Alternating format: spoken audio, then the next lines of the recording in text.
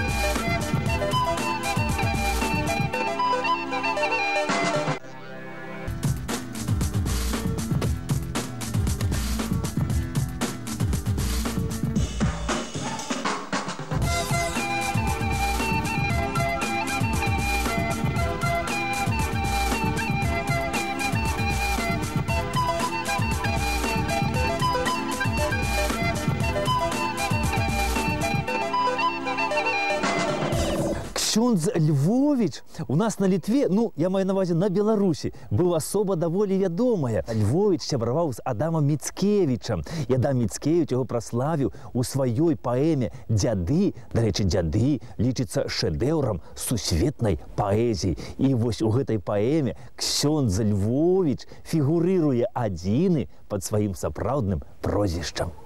Ксёндз Юзеф Львовіч быў выкладчыкам у полацкім ліцэі піараў. І тады ж ён быў і член тайна таварыства філаматаў. І вось, калі гэта тайна таварыства было раскрыта, і нашых хлопцаў пачалі хапаць і абвінавачваць іх у розных грахах, то царская паліцыя нічого не прыдумала лепшае, каб вініць Львовіча. Толькі падумайце у тым, што ён неблаганадзейна мысліў. І што ён, працуючы настаўнікам у полацкім ліцэі піараў, вучыў беларускіх хлапцоў з нелюбоўю ставіцца да расейскага царскага рэжыму. І вось Львовіча кінулі ў віленскую турму. Пасля неаднойчы ён яшчэ меў розныя непрыемнасці ад царскіх улад. Але ўсё гэта ён пераносіў вельмі мужна, за што і набыў славу сярод суайчыннікаў. А памёр ксёндз Львовіч праз 4 гады пасля пабудовы вось гэтага касцёла.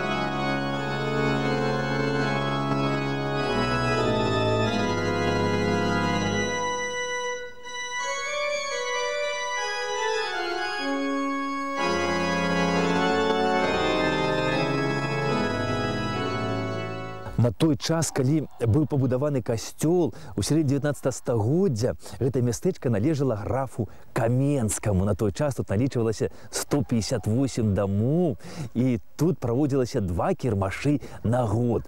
А яшчэ граф Станіслав Каменскі пабудаваў вось тут, у Даўгінава, суконную фабрыку.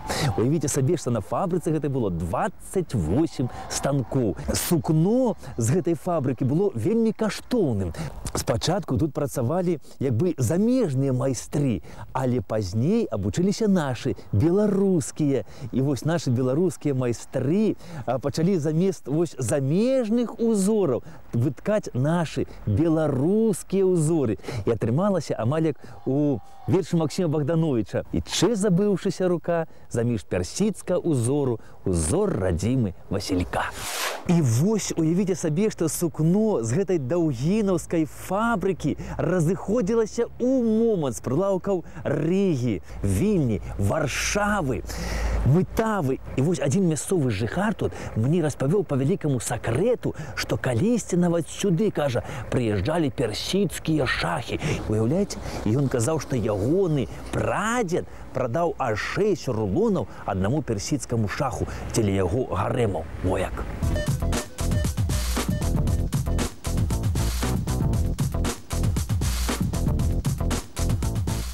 Напрыканцы 19 стагоддзя Даўгінава развівалася, дай Бог кожнаму. У 1886 годзе Даўгінава гэта ўжо было цэнтр воласці. Тут было, уявіце сабе, 60 крам, піваварня, 6 корчмаў, 3 заезжыя дамы. І раз на тыдзень, кожны чацвер, тут праводзіліся знакамітыя даўгінаўскія кірмашы. Вось сюды, у цэнтр Даўгінава вяло аж 5 вуліц. Сюды з'язджалася народу на кірмаш. Ой-ой-ой, колькі. Таргавалі ўсе з вазоў, усё было ўстаўлена вазамі. І вось сведка тых вось дзён, гэта вось гэтая праваслаўная царква, якая была пабудавана ў 1870 годзе. Такіх цэркваў, дарэчы, у нас на Беларусі некалькі, таму што яны былі пабудаваны па адным праекту і недзе ў адзін час.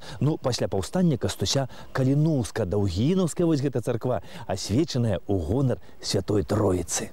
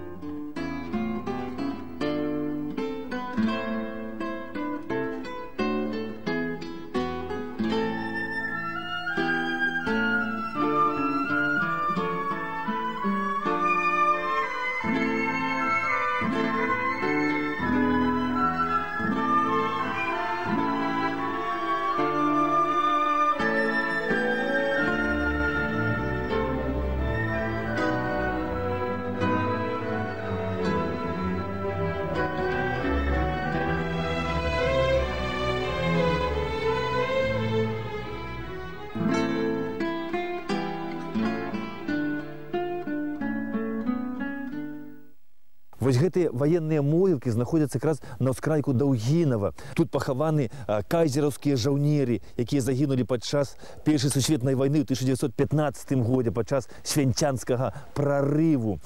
Таксама тут ляжаць і тыя, хто загінуў у грамадзянскую вайну ў 1920 годзе. Гэта і чырвонаармейцы, і жаўнеры войска польска. І вось гэтыя хлопцы, якія ваявалі адзін супраць другога, ляжаць зараз побач. І ўспамінаецца слова Максіма Богдановича: навошта на зямлі гэты ўсе сваркі, звадкі, боль і горыч, калі мы ўсе разам ляцім да зор.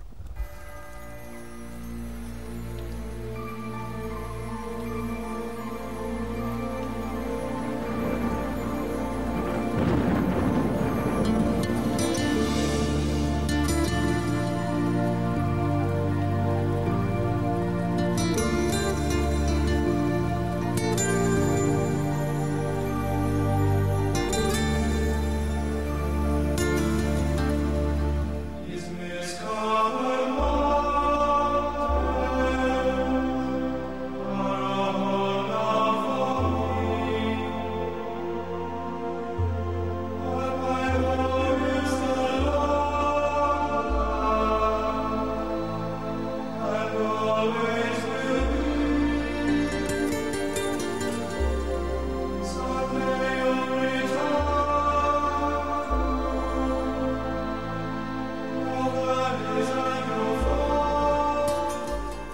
Ну што ж, панове, пайду я гэтым даўгінаўскім шляхам да хаты на сустрэчу Новаму году.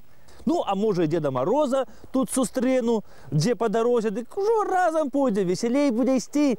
Віншую вас, панове, з надыходзячым Новым годам. Стары год праважаем, новы сустракаем. З ранняй вясною, буйнай травою, з жытам каласістым, з зернем ядраністым, з прыятным летам і з грашмі прыетым. Каб былі ўсе здаровыя, крыжыкі баровыя, мелі торбу грошай, настрой харошы, усягом даволі, а бяды а ніколі.